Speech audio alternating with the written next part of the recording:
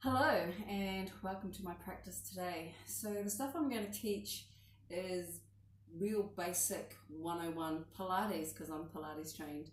But it should be the stuff that you're taught when you are returning from injury or you're starting a new exercise regime or you've just had a baby.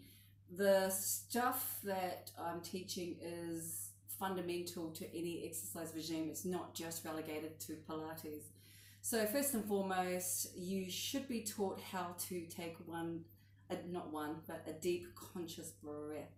So for myself, I sing, so I actually have the capacity to activate my anus. I can actually feel it when I'm taking a deep, full breath. And so I'm going to move up here. I've actually emptied my body of air, and now I'm going to breathe in very slowly.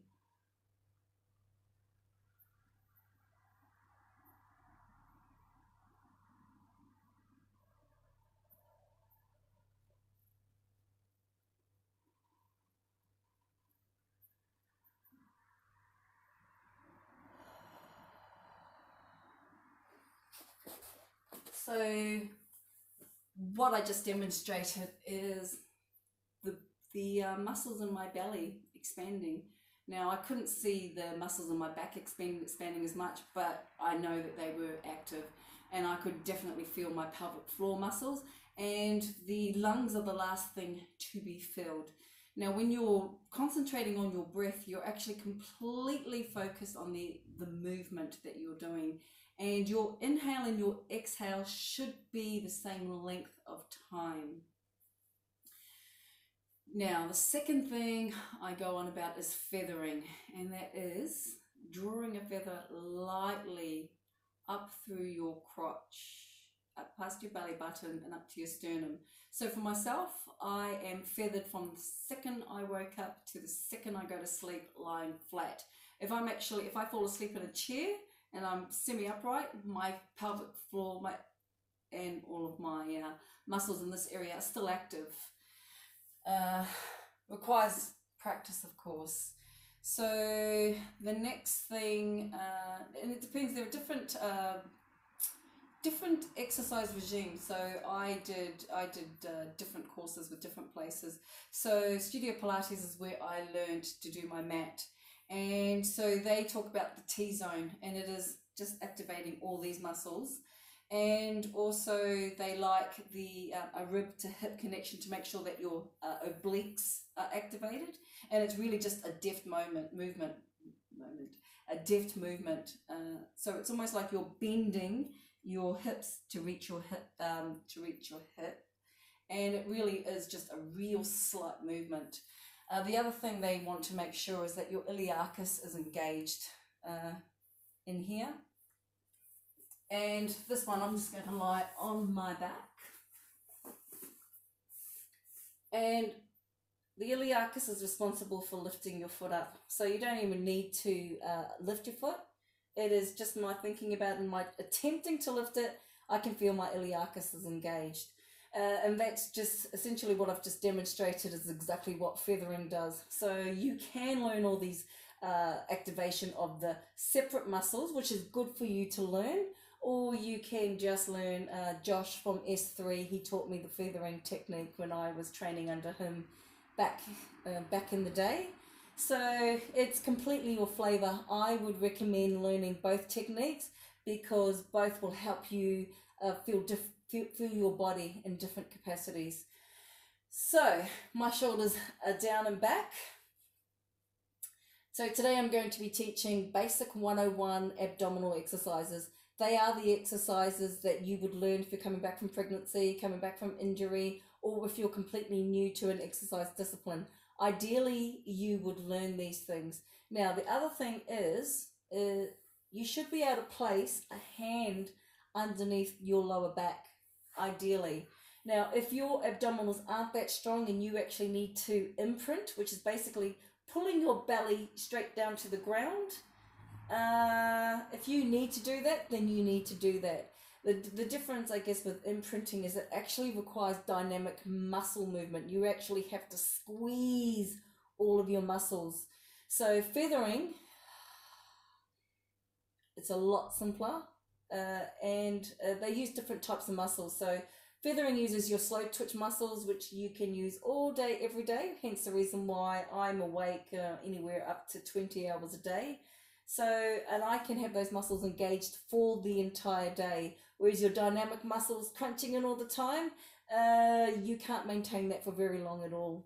So that's why I insist on learning feathering and being able to engage all of the muscles and maintain that for the entire day.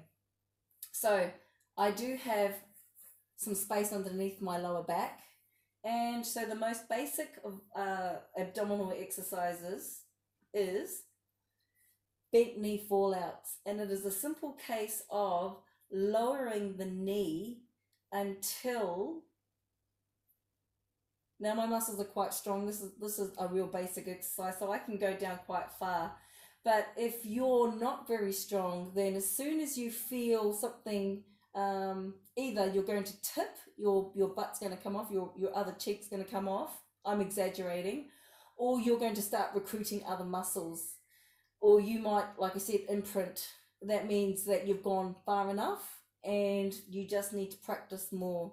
So bent knee fallout is a simple case of keeping one knee upright whilst the other one lowers down.